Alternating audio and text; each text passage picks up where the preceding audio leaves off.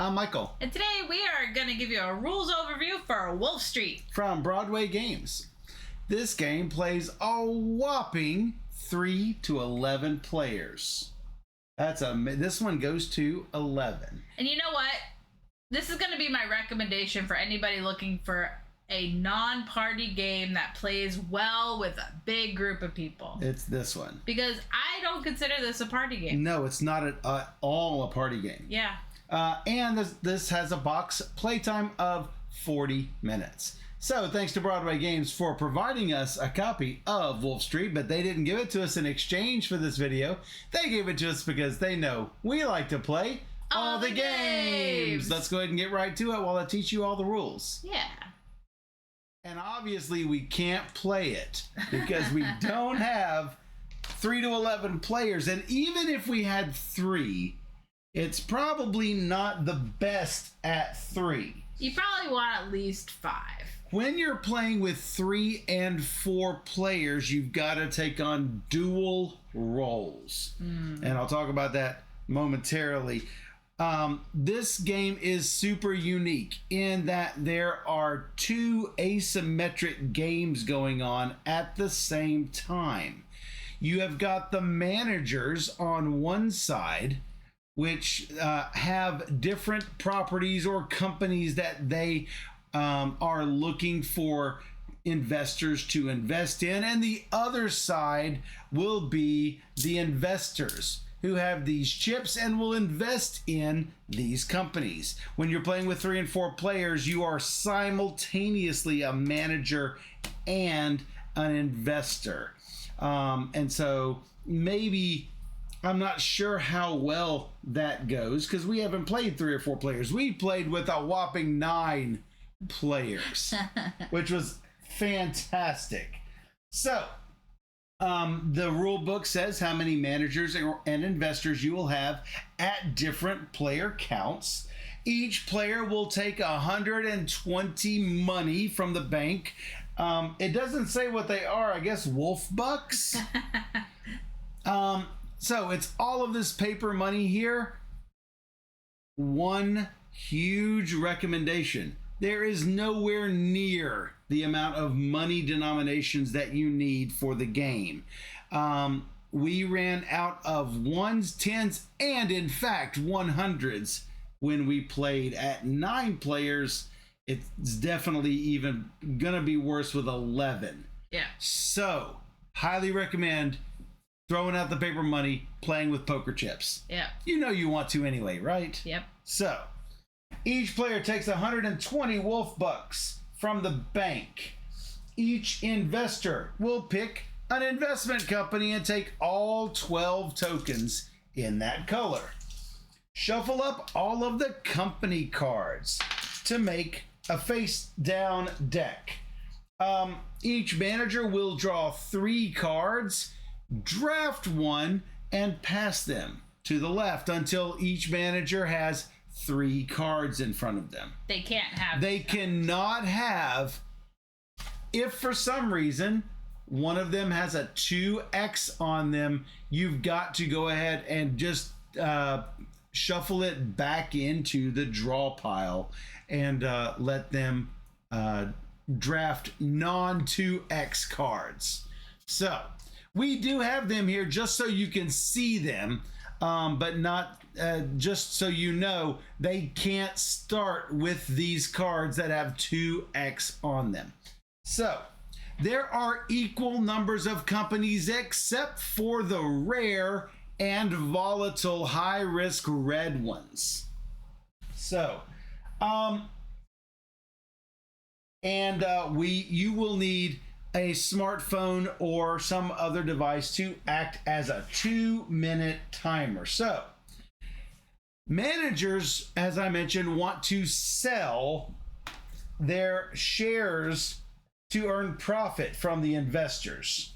So the first thing we're going to do is called the negotiation phase. All of the phases are down here at the bottom. Negotiation, investor income, manager payment, and card auction right here. Oh, all of these are going to start right at the middle at 30. So you've also got these 4 dice. Blue stocks are low risk. There's not going to be a lot of movement. Red are high risk. We'll talk about that momentarily here in a second. So during the negotiation phase, you are going to set a 2-minute timer.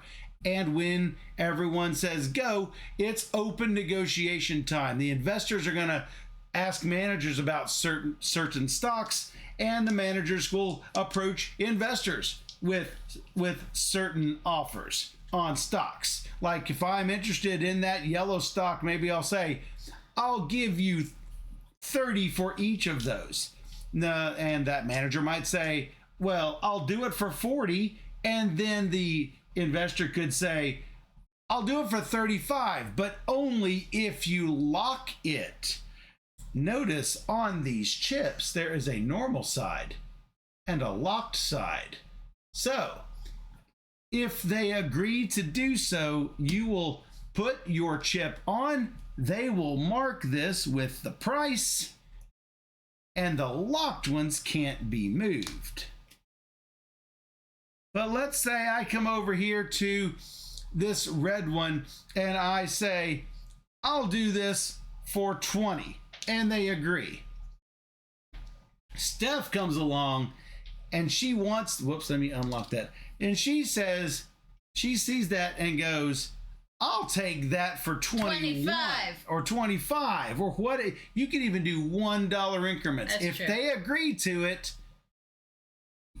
you erase it, put the 5, and they toss back the blue chip unceremoniously to the blue player. Just like that. Like Steph had 3 blue properties lined up for 25 each. I offered 27. They took it. I know, it was really rude. Yeah, you hated that. I did, but I still won. If something doesn't have a bid on it, it is not sold. If it does not have a chip on it, it is not sold. If it does not has to have a price and a chip. Doesn't have to be locked by the end of the 2 minutes, but you have to have everything done by that 2-minute ending. So that is the negotiation phase. Then we're going to go to investor income. That's where investors get money. So we're going to roll these dice. As I mentioned, the red is high risk. It has values of positive and negative 2, 3, and 7. So it could go up or down 2, up or down 3, or up or down 7. Meaning if it were here, it could, with a +7, it can go boop all the way to the top. This is the minimum and maximums that these can be. Mm-hmm. The yellow is slightly more stable. It is positive and negative 1, 2, and 3. Green is positive and negative 1, 1, and 2.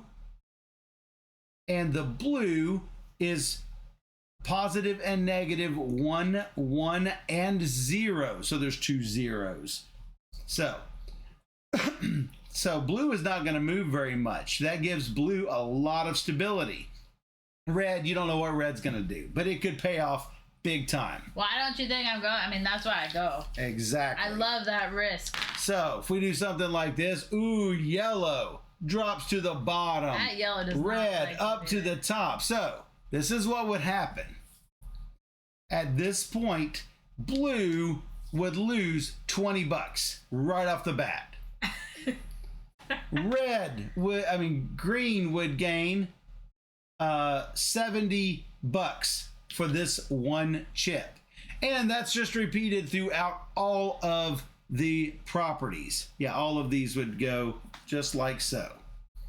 Anyone who had, if they had these 3 blues, that is 1, 2, 3, 4 blue. That's a times. That's a double. Now, let's say this were a 50. That doesn't mean 2 times $50. That means this property is done for 50.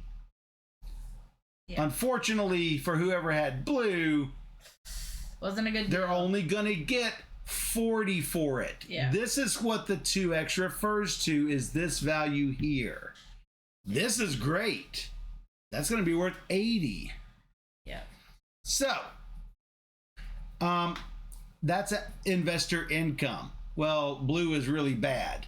So, do not remove the chips yet. because you've got to do manager income. At this point, all of the investors will pay the managers the amount that they agreed on.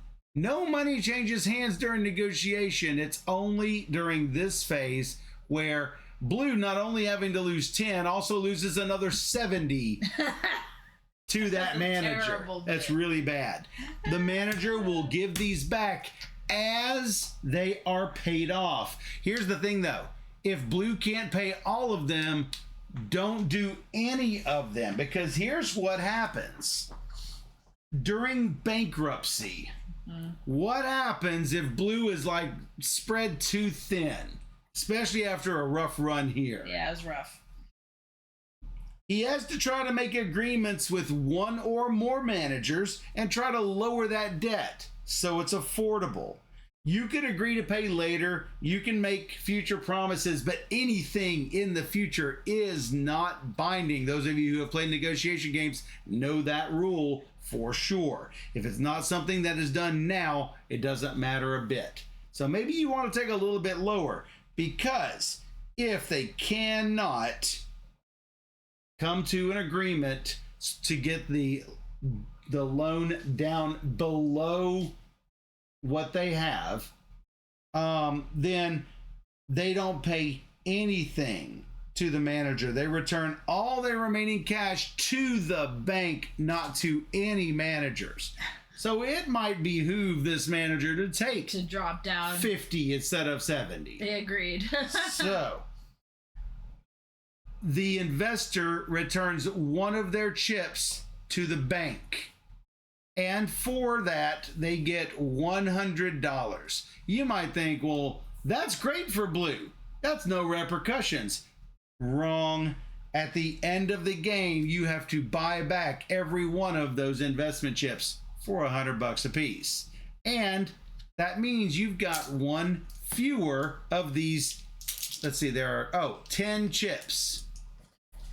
1, 2, 3, 4, 5, 6, 7, 8, 9, 10. 10 chips. Yeah, you've lost 10% of your investment power by doing that. So that's what happens during manager income.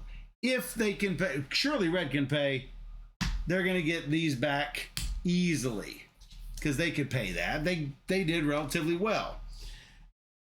Then it's time for manager payments to happen. All of these should be removed by this point.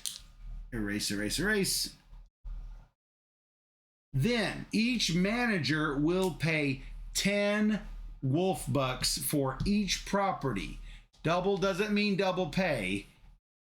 Each one of these three managers would each pay $30. Then we're going to go to card auction. Oh, if the managers can't pay, they have to lose those cards. They will sell those properties for $5 each.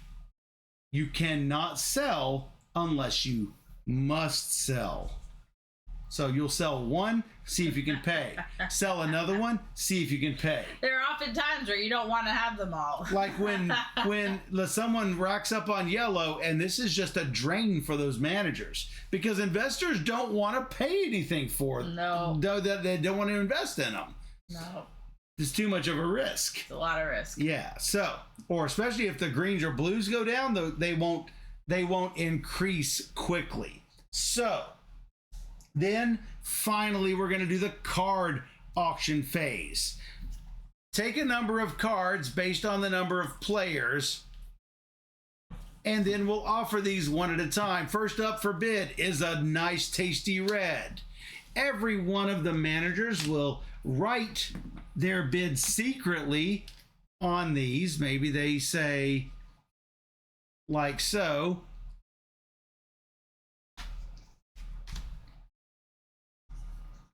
And they'll reveal them at the same time. Oh, look, we've got a tie. These two will bid again. Just cross through. They have to bid higher than 32, or they can drop out by bidding 0. If everybody bids 0, the property just goes back to the bottom of the deck. And we keep going through each one of these until the stack is gone. Lather, rinse, and repeat for 5 rounds. How do you keep track of the rounds? Mark through them like that. Everything's dry erase in this, as you can tell. So we're going to do that for 5 rounds. Whoever has the most money at the end of 5 rounds for the managers and the investors, each team, I guess they're not really teams, but each set of players will win or lose separately. There is one manager winner and one investor winner. That is Wolf Street. It is so interesting, the asymmetry in these sides.